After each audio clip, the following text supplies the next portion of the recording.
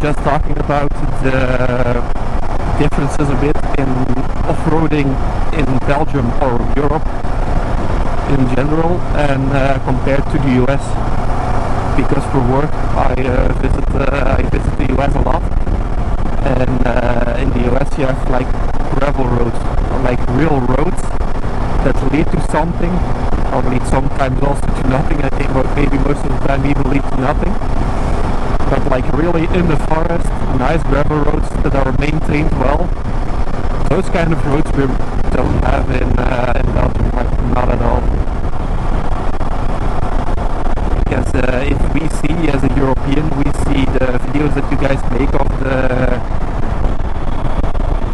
of the big adventure bikes like GS's, the 1290 KDM's, bikes like that. You guys like often use it to ride the gravel roads. So for you guys, that is like a normal day off-roading, just riding on the nice gravel roads. There's not gonna be like a whole lot of like loose mud or loose sand or single tracks or shit like that. So for us sometimes it's a bit misleading, because you guys are talking about like great qualities off-road, which is of course true, but which is true in the case of gravel roads, because obviously when you're going real enduro, which you can also do very nicely in the US, then of course the big bikes are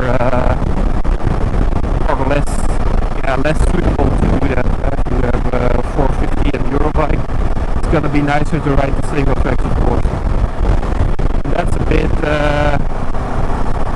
that's sometimes a bit misleading for us Europeans, because we have more of the single tracks and the hard stuff.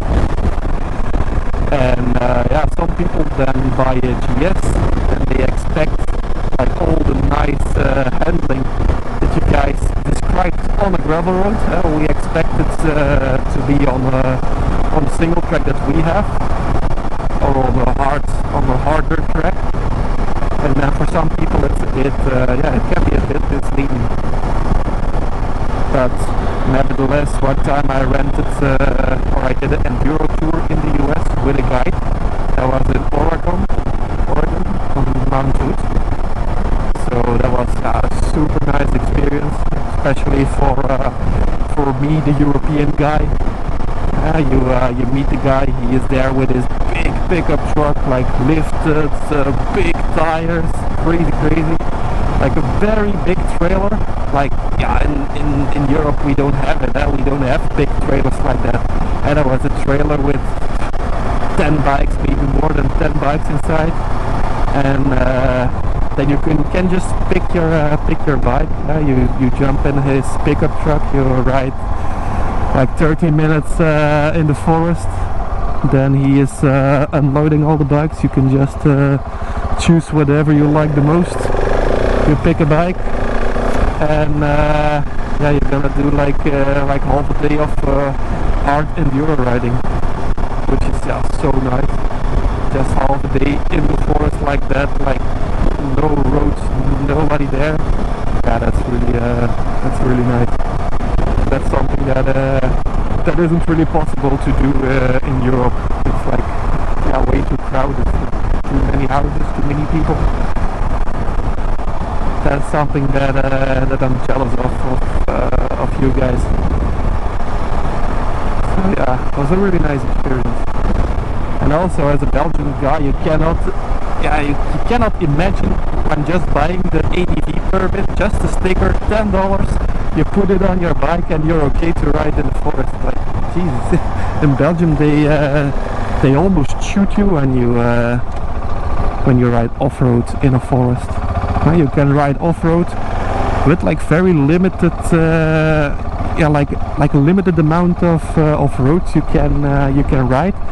You have like very high,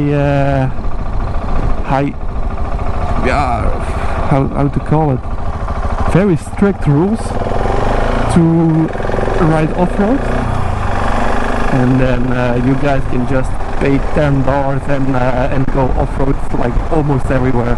That's so cool. That's really so cool. I think in the whole of Europe there are maybe 2, 3 countries that are like less strict in off-road regulations, and yeah, all the rest is very strict actually. Still nice opportunities to ride off-road. If you know all the rules, and you know a lot of roads, then there's still quite a lot possible, but definitely not like in the US.